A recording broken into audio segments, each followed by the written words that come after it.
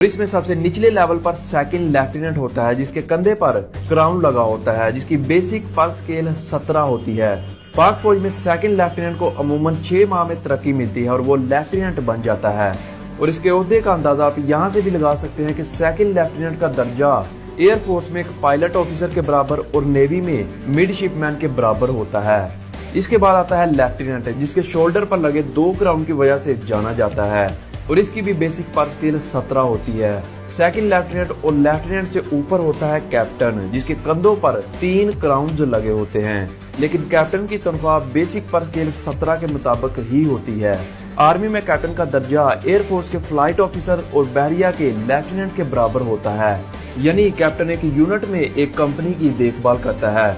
इसके बाद आता है मेजर रैंक जो कि कैप्टन से ऊंचा रैंक होता है जिसके कंधे पर चांद और सितारे का इंसिग्निया होता है और इसकी बेसिक पर स्केल 18 होती है। और आमतौर पर ऑपरेशन ऑफिसर के लिए मेजर का इंतखाब किया जाता है और लेफ्टिनेंट कर्नल की गैर मौजूदगी में एक मेजर आर्मी को कंट्रोल कर सकता है, क्योंकि लेफ्टिनेंट कर्नल मेजर से ऊपर वाले रैंक पर होता है जिसके कंधे पर 1 क्राउन और चांद और सितारा लगा होता है और इसकी बेसिक पर स्केल 18 होती है। और ये रैंक पाक एयरफोर्स के विंग कमांडर और बहरिया के कमांडर के बराबर होता है।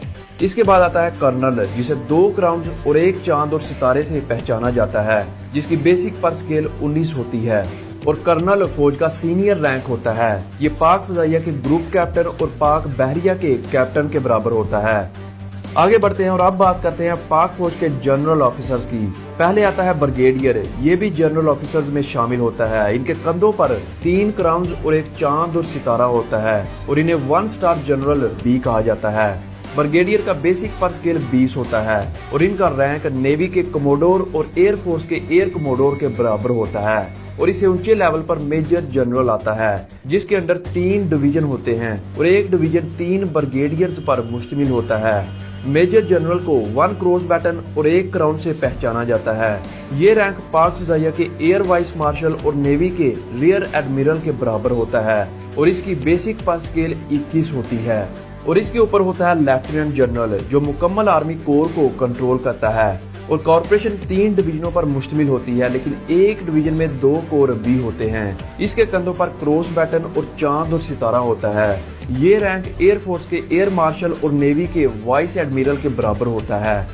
अब आता है पाकिस्तान आर्मी का हाईएस्ट रैंक जिसे जनरल या 4 स्टार जनरल भी कहा जाता है, जिसके कंधे पर क्रॉस बैटन, 1 चांद और सितारा और 1 क्राउन लगा होता है। इस वक्त पाकिस्तान के 2 हाजिर सर्विस जनरल हैं, एक chief of army staff general Qamar Javed Bajwa और दूसरा chairman joint chief of army staff general Nadeem Raza. ये रैंक फजाइया के एयर चीफ मार्शल और बहरिया के एडमिरल के बराबर होता है। और आखिर में आता है फील्ड मार्शल रैंक। ये वो रैंक है जो पाकिस्तान की तारीख में सिर्फ एक शख्स ने हासिल किया है। जनरल अयूब खान पाकिस्तान की तारीख के वाहिद फील्ड मार्शल थे। इस दर्जे के बारे में दिलचस्प बात यह है कि ये सिर्फ वही शख्स हासिल कर सकता है जिसने जंग के दौरान 1 या 2 ममालिक की फौजों को कमांड किया हो और जंग जीती हो। लेकिन जनरल अयूब खान ने दूसरे ममालिक की फौज की क़यादत नहीं की, लेकिन तुर्की और ईरान की फौजों को जज्बा बढ़ाने के लिए लेक्चर्स दिए हैं। और 1965 की जंग में इन्होंने फील्ड मार्शल के ओहदे पर फाइज होकर अपनी अजीम क़यादत की नुमाइंदगी की और जनरल मूसा को जनरल के ओहदे से नवाजा।